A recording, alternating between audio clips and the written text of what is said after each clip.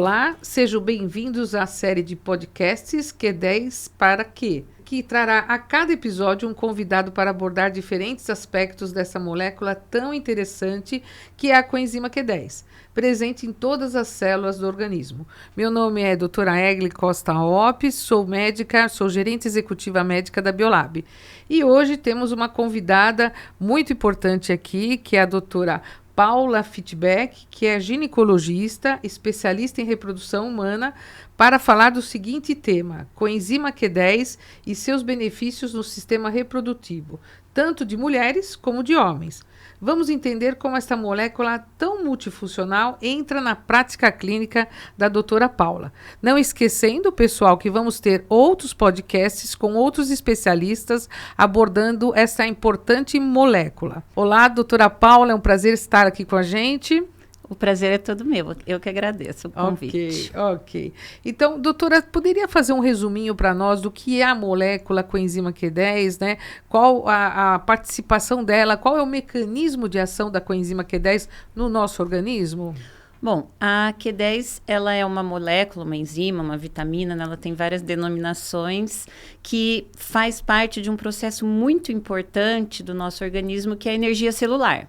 Né? E a gente tem energia celular em todos os tecidos, todas as células do nosso corpo. Então, ela está presente em todas essas células. Por isso que ela é chamada também de ubiquinona, né? E ubico, se a gente for ver a tradução, ela quer dizer onipresente, né? Em todos os locais. Ótimo. Essa energia celular, ela depende muito do tecido que ela se encontra. Então, por exemplo, tecidos de maior divisão celular, como o músculo, o coração, o sistema nervoso central e, no nosso caso aqui, as gônadas, que são os testículos e ovários, que têm um grau de atividade celular muito intenso, essa molécula é especificamente importante porque é ela que vai fazer, né, com que todas as divisões celulares se deem de uma forma mais adequada.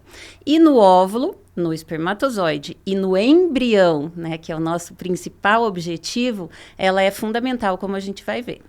Ótimo. Nossa, eu sempre estou estudando coenzima Q10 na cardiologia, na clínica, né? Mas essa parte em reprodução humana é muito interessante, né? E você abordando esses aspectos, vem a junção, né, do quão benefício pode ser a nível de um órgão tão importante como os ovários e os testículos e o próprio embrião também aí envolvendo na Q10, né? É fonte de energia, né, Paula? Sim, fonte de energia. E se a gente pensa em reprodução, a gente sempre vai pensar também na questão da idade da mulher, que é a idade do óvulo. E isso já começa a queda da Q10, das mitocôndrias, né, que é onde ela vai agir, começa a partir dos 30 anos. E se a gente olhar todos os estudos, os gráficos, realmente é a fase que a mulher começa a ter uma queda da reserva ovariana. A gente fala muito de 35, 40, mas o gráfico começa a mudar a partir dos 30 anos, coincidindo justamente com essa questão mitocondrial, né? Então, quanto mais velho o óvulo, já se viu na literatura que menos mitocôndrias ele vai ter e maior estresse oxidativo. Inclusive, hoje em dia, a gente analisando um embrião geneticamente, que a gente avalia os cromossomos, existe um parâmetro que chama mitoscore, que ele analisa a quantidade de radicais livres, a quantidade de energia que aquele embrião levou do início da divisão celular até a fase de blastocisto, que é a fase que a gente divide hoje. E, curiosamente, até chegar em fase de blastocisto, o embrião não produz mais mitocôndrias. Então, esse período, até o 5º, 6º dia de divisão celular, ele usa aquele estoque que ele tem. Então, por isso, né, que é tão importante a gente ter um maior nível de energia celular, tanto no óvulo como no espermatozoide. E esse mitoscore, quanto maior o mitoscore, ou seja, quanto maior o estresse oxidativo, menores são as taxas de gravidez. Menos chance aquele embrião tem de implantar no útero. Sim, a mitocôndria é a vedete da vida, né? Eu digo ela, porque sem mitocôndria a gente não estaria aqui. E a energia a partir dela, né? E a Q10 é a fonte dela, é a própria mitocôndria também, né? Sim. Ótimo. Bom, quais os benefícios desse tema? Você falou na parte da reprodução, né? Que o benefício dela, né? De estabelecer uma qualidade melhor aí, até dos óvulos também, né? E a mulher, que eu aprendi, que a mulher já nasce com os óvulos já contadinhos ali, né? E vai envelhecendo com aqueles óvulos ali. Então, é adequado sempre você ter uma atividade de vitalícia desses óvulos, né? Perfeito, porque como a gente já formou todos os nossos óvulos intraútero, o DNA daquele óvulo, muito da parte genética que ele carrega no próprio DNA, e não no DNA mitocondrial, mas no DNA próprio dele, a gente não muda. Então, o que a gente consegue fazer? A gente consegue fazer quando a gente tem o processo de ovulação, que o óvulo volta à divisão celular, né? Então, se a gente lembrar lá atrás, ele está paradinho num grau de divisão celular. Com o processo de ovulação, ele começa a se dividir novamente. Então, é aí que o mecanismo de você melhorar a qualidade, né, do processo que esse óvulo vai se dividir, melhorar a questão citoplasmática de energia celular, vai ter um benefício, principalmente nas mulheres que a gente considera mulheres baixas respondedoras ou mulheres mais velhas. E no espermatozoide, isso é melhor ainda, porque o espermatozoide, ele é uma célula renovável. Então, a cada 72, 90 dias, o homem forma novas células a partir da puberdade. E isso sim, né? Se a gente tem uma neoespermatogênese, a gente, quanto melhor aquele estresse, menor estresse oxidativo, melhor metabolicamente aquele homem estiver, melhor o espermatozoide, consequentemente, melhor o embrião, e aquele embrião vai conseguir chegar àquela fase de blastocisto com melhor qualidade. Então, nos homens, a gente às vezes só pensa no óvulo, né? Mas nos homens é ainda mais fundamental essa suplementação, porque a gente tem um resultado realmente bastante efetivo. Muito bom, muito bom. Vivendo e aprendendo. Estou aqui hoje aprendendo, renovando meus conhecimentos aí da medicina reprodutiva. Como identifica o paciente que se beneficiará? É aquele paciente que te procura desejando uma gravidez, quer dizer, todos os pacientes que vão lá para desejar um bebê, você institui para esses pacientes a coenzima Q10? Perfeito. Isso não se restringe aos pacientes inférteis, né? Os tentantes, as tentantes que a gente diz.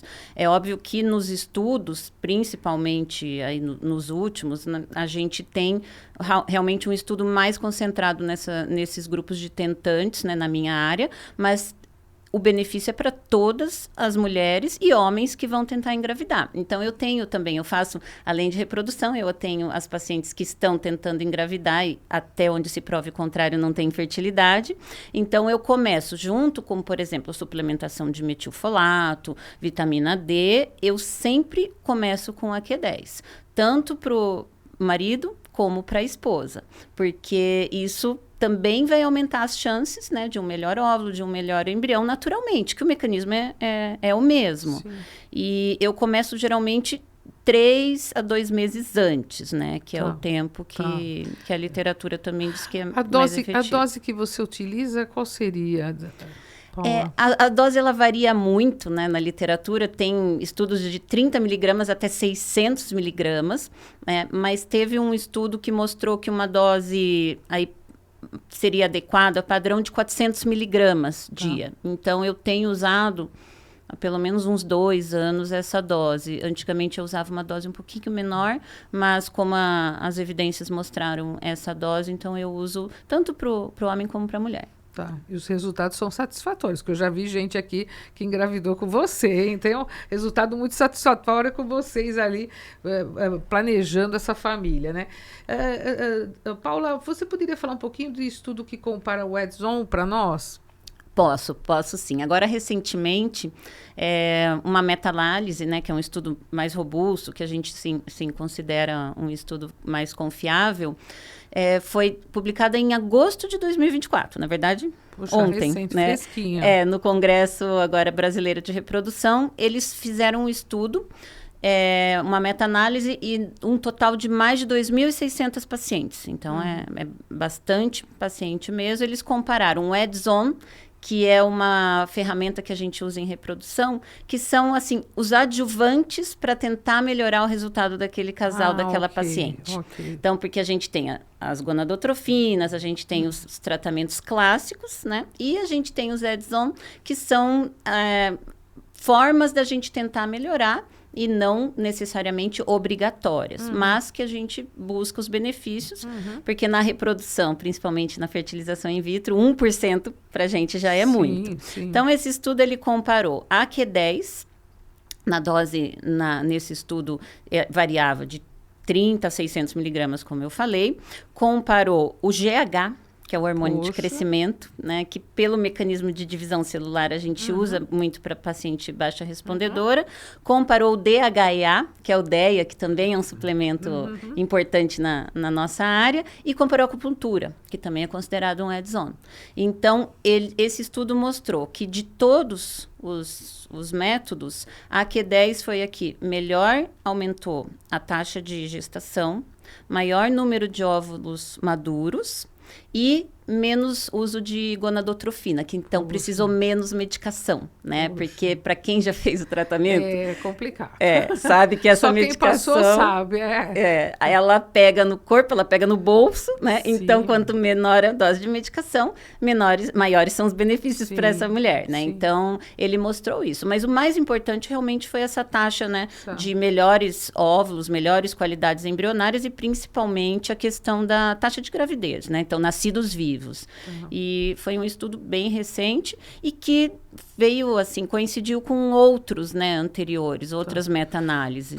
E tem muita evidência científica, né, Paula? Porque o que eu vejo, a gente estava conversando aqui nos bastidores e tem muita evidência científica falando da Q10 na parte de reprodução, né? Muito. Se a gente for revisar a literatura, dos espermatozoides começou bem antes, né? Começou em 1994, as evidências começaram. E em óvulo foi um pouquinho mais tarde, foi em 2017, num estudo em ratos. E depois desse estudo de 2017 em ratas, né, na verdade, qualidade do óvulo, óvulos maduros, taxa de gravidez, foi se fazendo os estudos, né, em humanos e mostrando que realmente era reproduzível, né? Então, aqueles resultados nos óvulos em ratas foi reproduzível para as mulheres. E se a gente for pegar bem na questão seminal, como eles são mais antigos, né? Então, a gente tem evidências ainda mais robustas. E na área específica de reprodução, mais voltada para a questão de fluido, onde o embrião, que é o meio onde o embrião é cultivado, a gente tem um estudo até que mostra que no fluido folicular, que é quando o embrião está se desenvolvendo in vitro, né, que ele fica num meio de cultivo, dependendo do dia dele. Os melhores embriões que mais deram gestação e melhor qualidade, no fluido folicular, né, desses óvulos, tinha mais que 10. E seminal a mesma coisa. Então, dentro do fluido seminal foi-se analisada a quantidade de Q10 e também mostrou que esses espermatozoides que tinham maior quantidade, eles tinham melhor resultado de gravidez. Puxa, interessante, né? Paula, me diria uma coisa, assim... A gente sabe que você prescreve Q10, né, coenzima Q10. Existe alguma coisa que você se preocupa? Por exemplo, você está trabalhando com pacientes que vão... possibilidade de engravidar, né? Então, existem várias coenzimas Q10 no mercado, né? Você se preocupa do tipo de coenzima Q10 que você vai estabelecer para paciente? Com certeza. Principalmente porque, assim, uma mulher, independente dela estar fazendo o tratamento ou não, quando ela vai se preparar para a gravidez, tudo que ela vai ingerir, né, tudo que ela vai fazer naquele momento, principalmente no início da gravidez, vai ter uma repercussão muito importante para aquele bebê, para aquele feto, para aquela família, né, para o resto da vida. Então, a tentante e as mulheres que estão tentando, tudo que elas vão usar realmente elas me perguntam, preocupante, a gente tem que ter certeza que aquilo tem uma boa procedência e que vai funcionar também, né? Então, como ela é uma molécula não tão estável, né, como vocês viram, né, nos estudos, então, dependendo da forma que ela é comercializada ou associada a outras vitaminas, né, ela vai acabar que não vai ter um efeito nenhum, né, e às vezes até maléfico, né? Então, a gente tem que saber realmente a procedência, como guardar aquela medicação, como usá-la também, né? E a segurança também para o paciente, né? Se tem alguma toxina ali em matéria-prima e tudo mais, né? Isso, e também, hoje em dia, a gente tem muita manipulação, né? Que é algo que a gente se preocupa, porque a manipulação é X, né? É complicado, né? É porque eu fiz essa pergunta proposital com você também, porque a gente tem um podcast específico com a nossa farmacêutica, né, a Vânia, que ela traz toda essa qualificação farma que a gente estabeleceu, né? Nós estabelecemos a mesma produção para medicamento, a gente trabalha com a enzima Q10 dentro da fábrica, né? Porque tem toda essa parte da sensibilidade, ela tem sensibilidade à luz, ao calor, né? E todos os recipientes que foram envolvidos ali foram muito estudados para garantir que esse produto fique estável, estabilize até 2 anos, né? Então, o que a gente coloca no balcão da farmácia, a gente garante que ali cada cápsula tem 200 miligramas de coenzima Q10, né? Então, a gente teve todo esse cuidado e por isso que eu trago essa pergunta, porque, logicamente, o médico ele tem que ele tem que avaliar o produto que está dando ali para dar uma segurança para o paciente, né? Com certeza. Em todos os medicamentos, né, ou, né, assim, suplementos que a gente indica. Eu costumo, assim, prescrever, óbvio que a gente dá algumas opções, mas é importante em todos esses medicamentos a gente dar um norte, porque hoje em dia tem tanta opção, né? Tem muita opção na internet, em tudo você consegue, né? Mas a gente precisa saber qual coenzima Q10 pode dar com segurança para essas pacientes, né? Principalmente esse grupo de pacientes, né, que tem vai gerar um embrião ali, então precisa avaliar muito bem, né, Paula? Sim, e o grupo especificamente das pacientes, né, mais velhas, que têm já uma baixa reserva estabelecida, isso é ainda mais preocupante, né? Porque aquele óvulo ele já é mais sensível, aquele embrião ele já tem uma sensibilidade já é mais maior. Ele, né? Exato, então a gente tem que cuidar melhor dele. Já mais idoso, né? Tem que dar energia para aquele embrião, Perfeito. Né? Ótimo. Bom, Paula, a gente gostaria muito de agradecer a tua presença, não esquecendo que hoje a doutora Paula vai sair daqui, vai lá na Bienal do Livro, né? Que tem um livro aí, você está com um livro, né? Poderia falar do teu livro, Paula? Com prazer. Esse ano, eu e meu sócio, o Dr. Alfonso Massayer, nós lançamos um livro voltado para essa questão de todos os casais, mulheres, homens que estão pensando em engravidar ou que estão passando pelo tratamento de reprodução. Então, ele tem um nome bem bonito, ele chama A Espera, que é a espera em todos os sentidos, né? Que a gente tentou ali copilar no livro e mostrando com uma linguagem mais acessível, mais gentil, para que todos possam entender, né? Porque realmente a gente reconhece essa área da medicina reprodutiva, ela é muito específica, né? Então, a gente tem que traçar um pouquinho o caminho para que as pessoas compreendam, né, como que ela funciona e de uma forma... Tem que ter muita paciência, né, muita devoção e aguardar ali, né, que tudo seja feito da melhor maneira, né, e bola para frente, né. Mas, Paula, agradeço imensamente tua presença aqui hoje com a gente, né, o teu momento, né, a gente sabe que você é uma pessoa super ocupada, ela veio aqui especialmente para gravar esse podcast conosco, daqui está saindo para a Bienal do Livro lá, né, para dar os autógrafos. Pena que não vai dar tempo de eu chegar lá para pegar um autógrafo teu, mas depois a gente conversa, né? Não, eu vou te mandar um livro, prometo. Obrigada. Não, vou ler com carinho, viu, Paula? Bom, não esquecendo aqui, né, porque a Paula também tem uma rede social importante, né? Então, gostaria que você trouxesse para nós a sua rede social, Paula, para os ouvintes terem aí acesso às suas informações.